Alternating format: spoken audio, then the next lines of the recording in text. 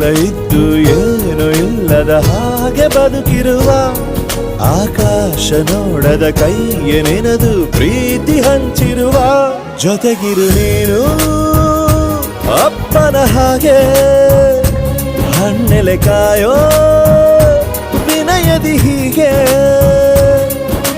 ನಿನ್ನನು ಪಡೆದ ನಾವು ಪುನೀತ ಬಾಳು ನಗು ನಗುತ್ತಾ ಬೊಂಬೆ ಹೇಳುತ್ತೈತೆ ಮತ್ತೆ ಹೇಳುತ್ತೈತೆ ನೀನೇ ರಾಜಕುಮಾರ.